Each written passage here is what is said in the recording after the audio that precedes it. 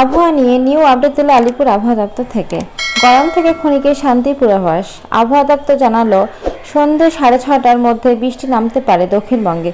কলকাতায় তো বটেই, তার আশেপাশের জেলাগুলিতেও জারি করা হয়েছে সতর্কতা।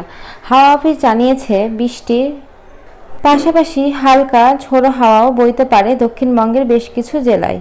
বৃহস্পতিবার উত্তর এবং দক্ষিণ দুই বঙ্গের বৃষ্টির পূর্বাভাস দিয়েছিল আবহাওয়া দপ্তর। এর মধ্যে উত্তরে বর্ষা ঢোকার সব জেলাতেই বৃষ্টির আগাম সতর্কতা ছিল। দক্ষিণবঙ্গেও সমস্ত জেলাতে বজ্রবিদ্যুৎ সহ বৃষ্টির পূর্বাভাস দিয়েছিল। বৃহস্পতিবার বিকেলে আবহাওয়া দপ্তর একটি নতুন সতর্কতা জানিয়েছে। কলকাতা, উত্তর 24 পরগনা এবং পশ্চিম মেদিনীপুর সন্ধ্যা 6:30টার মধ্যে বজ্রবিদ্যুৎ সহ মাঝারি থেকে ভারী বৃষ্টি হতে পারে। হাওয়া অফিস জানিয়েছে এর সঙ্গে ওই জেলাগুলিতে 30 কিলোমিটার বেগে দমকা ঝোড়ো হাওয়া বইতে পারে।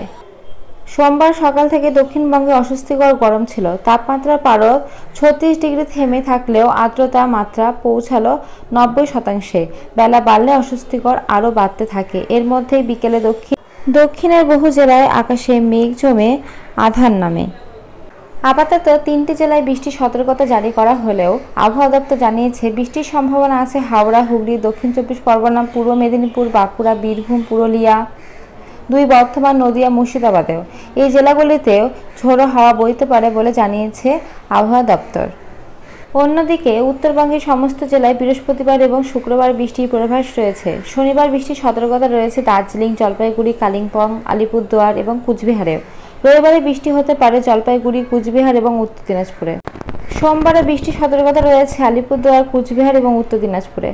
তো তোমরা দেখতে পেলে যে সমস্ত জেলায় ঝড় বৃষ্টি হওয়ার সম্ভাবনা রয়েছে। তো আজকে এই আপডেটটাই ছিল আলিপুর আবহাওয়া দপ্তরের তরফ থেকে। নেক্সট কোনো আপডেট আসলে অবশ্যই ভিডিওর মাধ্যমে তোমাদের সাথে শেয়ার করব। তো আজকের মতো এইটুকুই। ভিডিওটা ভালো লাগলে অবশ্যই লাইক করো, আর এরকম নতুন নতুন আপডেট পাওয়ার জন্য অবশ্যই চ্যানেলটা সাবস্ক্রাইব করে রাখো।